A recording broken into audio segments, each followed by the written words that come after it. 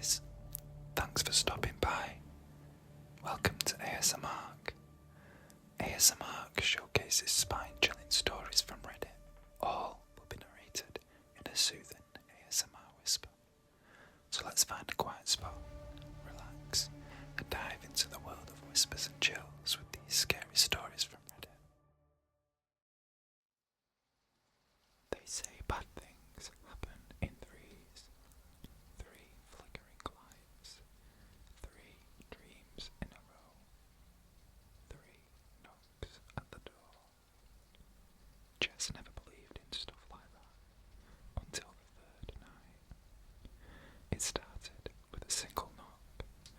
She was up late, scrolling through her phone. The only light in the room, a soft blue glow across her face. The clock said 1:03 a.m. Knock, knock. She froze.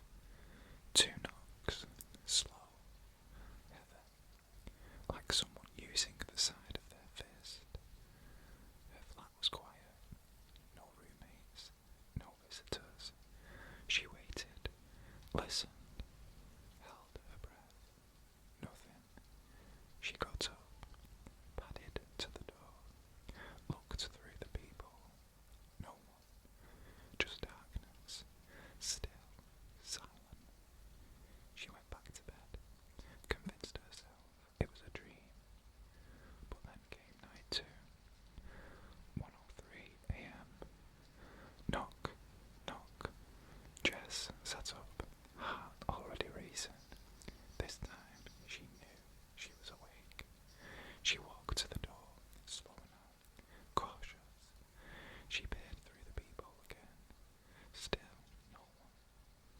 But when she stepped back, she heard something.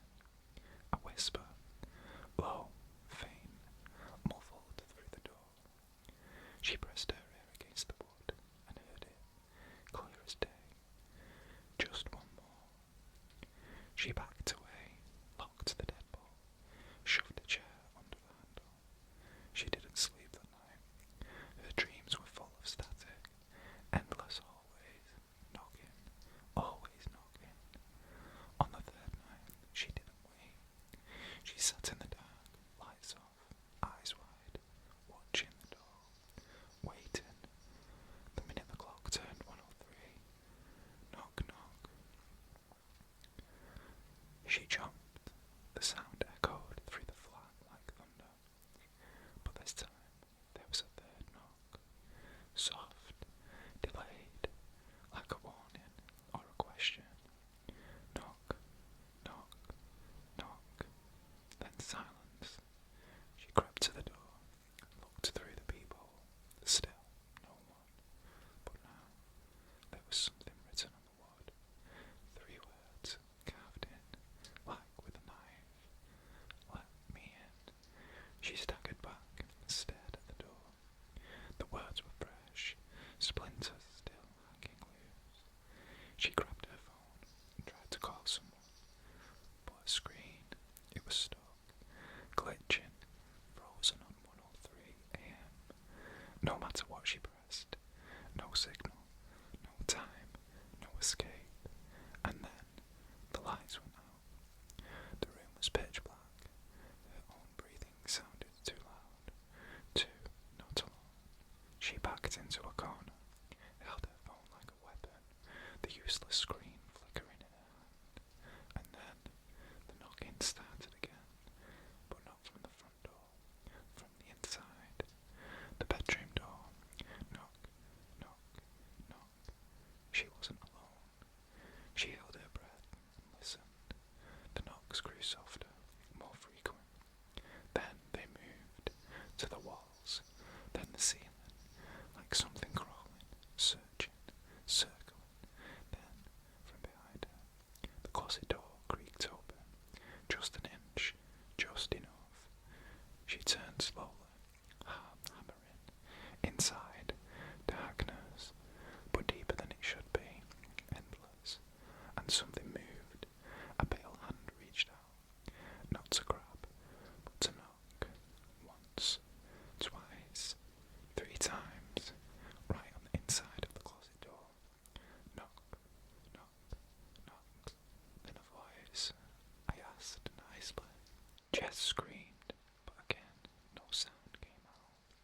She tried to run, but the air felt thick like syrup. The lights flickered, and for a split second she saw them, faces pressed against the walls, staring from inside the mirror, smiling from under the bed, all watching, all waiting. She turned back, but the closet door was wide open now. Darkness poured out like smoke, like liquid night, and in the middle of it, a figure, tall, wrong, head tilted, like it didn't know how to wear a body. It raised its hand, 3 fingers up, then he pointed at her and whispered, "You're the third." The last thing she felt was the knock, right on her chest, like a fist through her ribs. Everything went black. They found her the next day, door locked from the inside, no sign of struggle, except 3 words carved above her bed. "Let me in." No fingerprints, no suspects, just one strange detail. The neighbour swore he heard knocking the night before. Not 2 knocks, not 3, but 6. And now it starts again. Knock, knock. Did you hear that? When I moved into my new apartment, I didn't expect much. The building had been around since the 60s. Concrete, cold, and probably full of asbestos. My unit had an ancient TV left behind by the previous tenant. One of those big boxy ones with static fuzz if you turned it to the wrong channel. It didn't even have cable. One night, about 2 weeks after I moved in, I was flipping through channels before bed, trying to find anything to put me to sleep. That's when I found it. Channel 98. I'd never seen it before, just a black and white feed, no audio at first. The screen showed a long, narrow hallway, dimly lit, no windows, just a row of closed doors along each side. At the very end, darkness. It wasn't a movie, it wasn't a show. The quality was grainy, like it was being filmed on an old security camera. The timestamp in the corner was current. I figured it was some kind of weird broadcast horror, or a leftover channel from a baby monitor or something, so I watched. For about 15 minutes, nothing happened. Then, something moved at the far end of the hallway. Just a flicker, a blur of motion. It made my chest tighten, but I didn't change the channel. I just sat there, staring. Eventually, the figure appeared again. A man, I think. But his walk was strange, slow, stiff, like he didn't know how to bend his knees. He moved past the last door on the left, then the next one, and the next. Right before the screen cut to static, he stopped, right in front of the camera. And even though it was low resolution, even though it was dark, I swear to God, he was smiling. I turned off the TV and went to bed, told myself it was a prank, or a security feed from another building accidentally coming through. But the next night, I checked again. Channel 98 was still there. Same hallway, same eerie silence. And every night, something new happened. One night, there were footsteps echoing through the feed like they were just behind me. Another night, one of those doors was open, a dark room behind it, just barely visible. Eventually, I started recognising things. A carpet pattern that looked just like the one in the hallway outside my apartment. A flickering ceiling light that matched the one by the stairwell. It hit me slowly. I knew that hallway.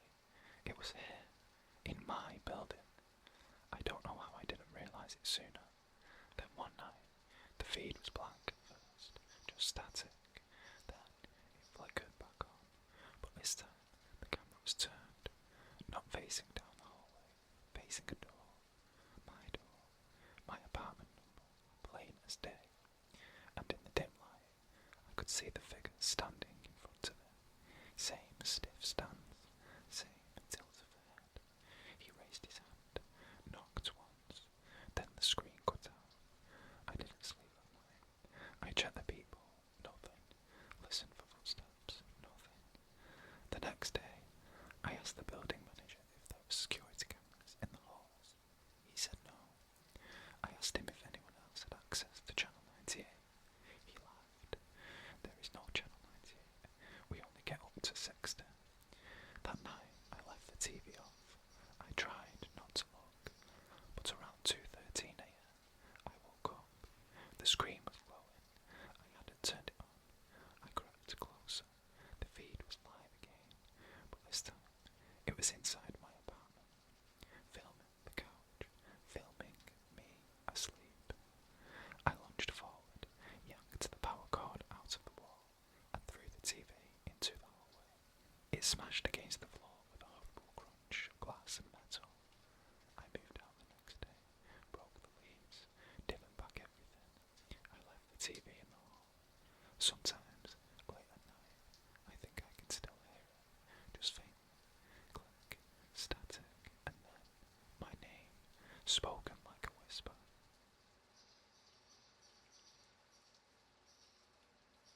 It started with a feeling, just a sense, like something was watching her.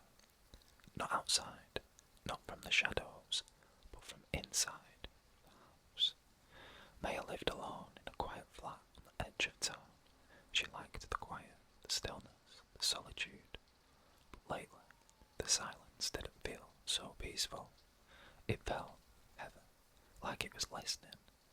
The hallway mirror was the worst. Tall, old, framed in dark, splintered wood. It had come with the place, and no matter where she moved, it always ended up back in the hallway. At first, she thought she was just forgetting where she'd put it, but one morning, she swore she'd taken it to the attic. Yet that night, there it was, right outside her bedroom door, just standing there, watching. The storm rolled in just after midnight. Rain tapped against the windows like fingers, and thunder rumbled low, like a growl beneath the earth. Maya tried to sleep, but the mirror was on her mind. She hadn't looked into it for weeks, not really. She avoided it, rushed past it, turned her head whenever she walked by. But tonight, something told her to stop, to look. She padded out into the hallway, barefoot, floorboards cold beneath her feet. The mirror loomed at the end of the hall, bathed in the flickering light of a distant lightning flash. She took a step closer, then another. Her reflection mirrored every move, until it didn't. It was subtle at first, a blink, too late, a tilt of the head, not quite right, like it was trying to copy her, but forgot how to be human.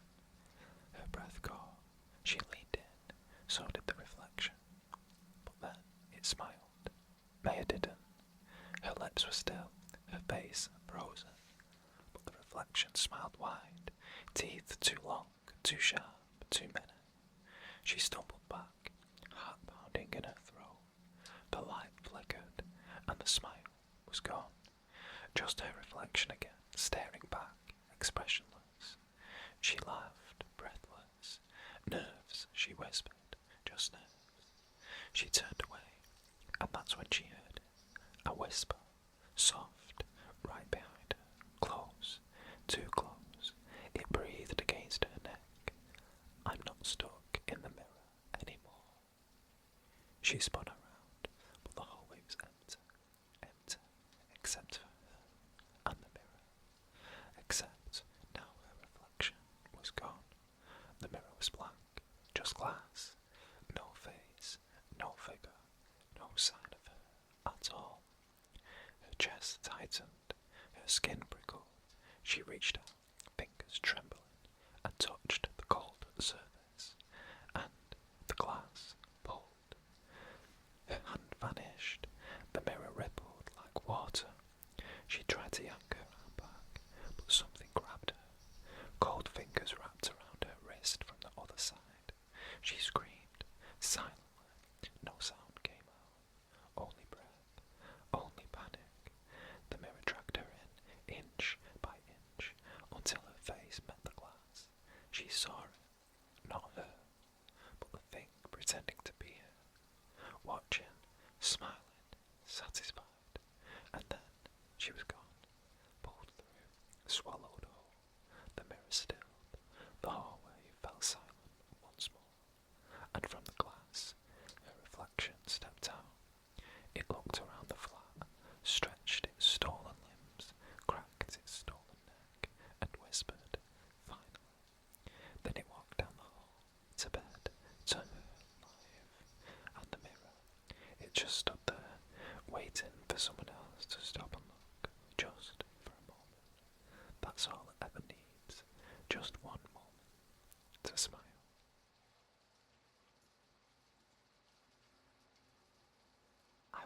halfway through a long road trip, 10 hours in, still another 5 to go, when I realised I wasn't going to make it home that night.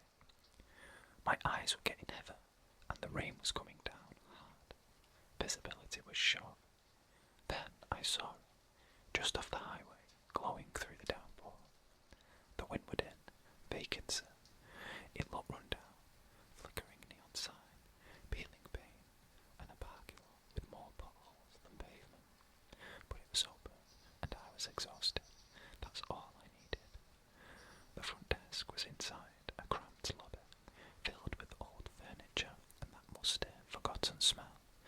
The man behind the counter was strange, mid-50s, maybe older, greasy comb-over, crooked tie, and he smiled two-eyed, like he wasn't used to doing it.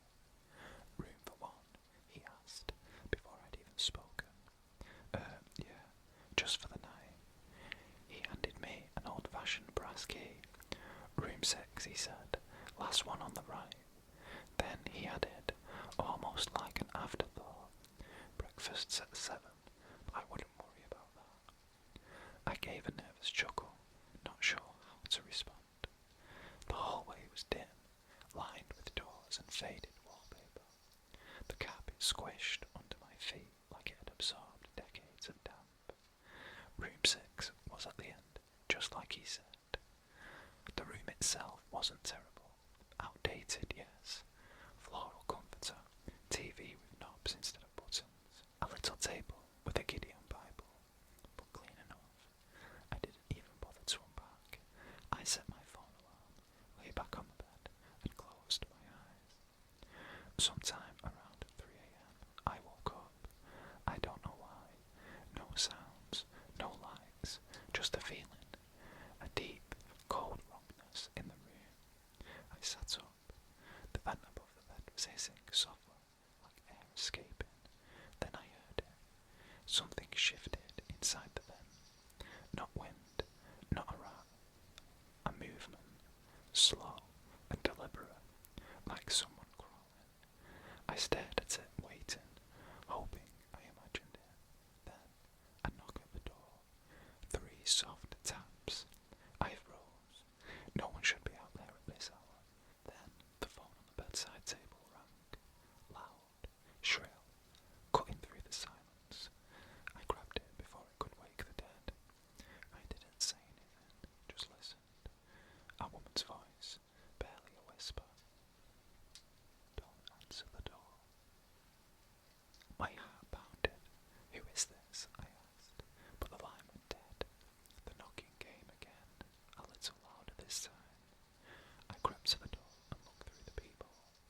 There was a man standing there, tall and pale, wearing a dark coat soaked from the rain. He wasn't knocking anymore, just standing. Then he leaned forward, pressed his forehead against the door, and whispered something I couldn't hear. I stepped back. Seconds passed, then, slam. He rammed the door with his shoulder, again and again. I grabbed my phone, dialed 911. No signal, of course. Then I remembered the vent. The sound was louder now, closer. Something was moving inside the duct. I backed away from the bed, just as the vent cover rattled. Screws clinked to the floor, and 2 pale fingers slid out through the slats. That's when I ran. I threw open the door.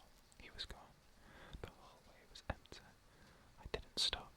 I sprinted past the front desk, out into the rain and into my car. I drove all night and didn't stop until I was home. Later, I called the county to report the incident. They told me the Windward Inn had been closed for 3 years, condemned after a fire. No one should have been in that building. No electricity, no staff.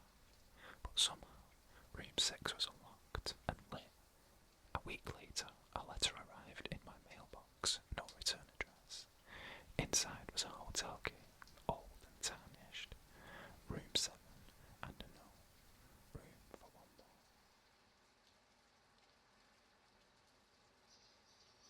There's a stretch of old farmland near where I grew up, a few miles outside of a small Midwestern town.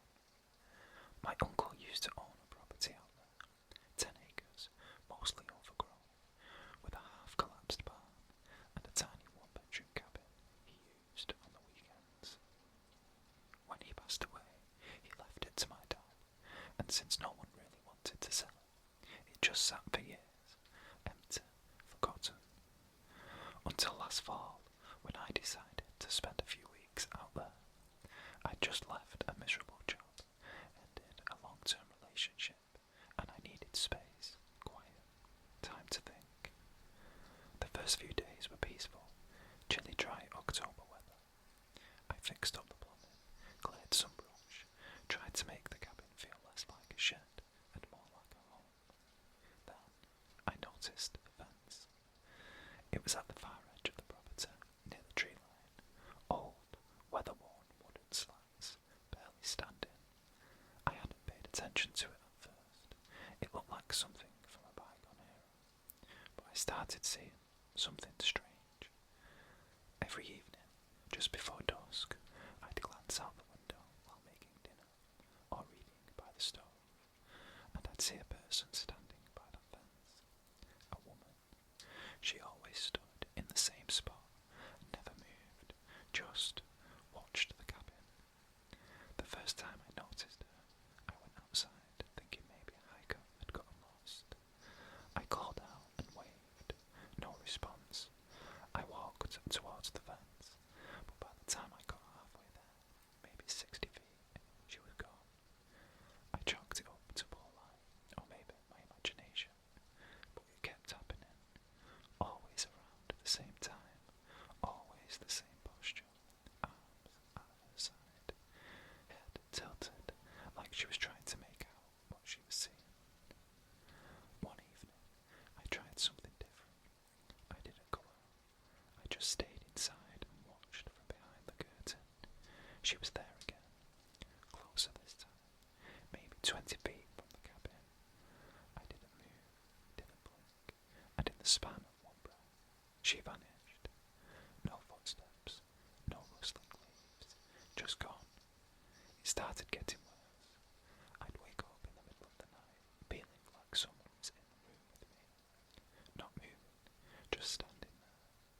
More than once, I could hear footsteps outside, light, crunching steps circling the cabin, and always pausing outside the back door.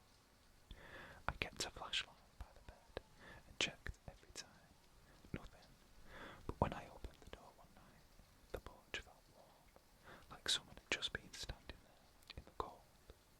Then the animals stopped coming. There were always rabbits, squirrels, and birds. But after the second week, it was like everything vanished, even bugs. No sound, just silence. The last night I spent there was the worst.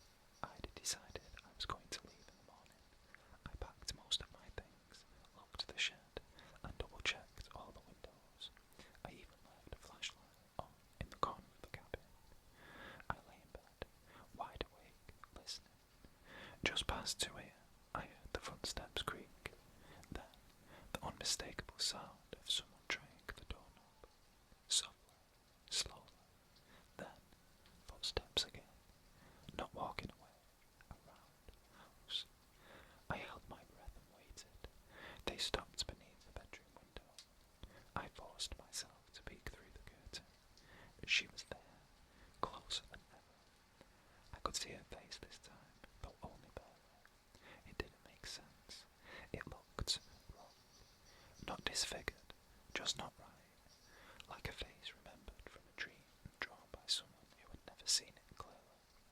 She didn't move, didn't blink, just stared at the window, inches from the glass. I backed away slowly and stayed up the rest of the night, sitting in the corner with a flashlight and a hammer clutched in my lap. By morning, she was gone. No footprints, no sign of anyone ever being there.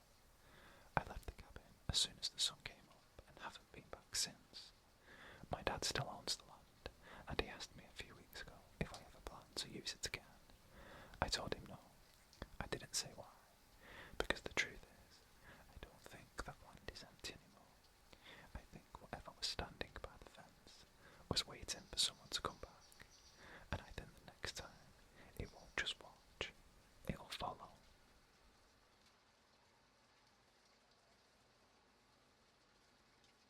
started with the motion light.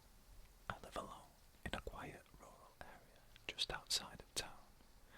No close neighbours, no streetlights, just fields, trees, and an old gravel driveway that winds up to my little farmhouse. It's peaceful. Was peaceful. About 3 weeks ago, the motion light at the edge of my driveway started going off randomly in the middle of the night. At first, I thought it was an animal. We get raccoons, deer, even the occasional coyote. But it happened almost every night, and always around the same time, between 3:15 and 3:30 a.m. I didn't think much of it until I checked the camera. I have a trail cam mounted on the tree near the motion sensor, just a cheap one I use to keep an eye on wildlife or delivery trucks. The first few nights, it picked up nothing, just flickers of movement and blurry shapes.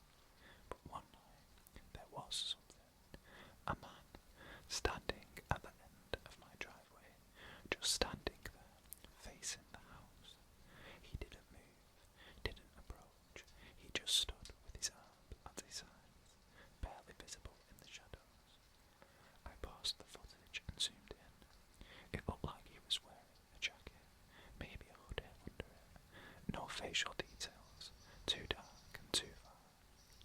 It creeped me out, but I told myself it was probably someone who took a wrong turn, or maybe a drifter passing through.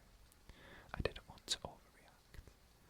The next night, the light came on again. At the same time, I watched the camera feed live from my phone, and there he was, the same exact spot, same posture, closer to the house this time, still not moving.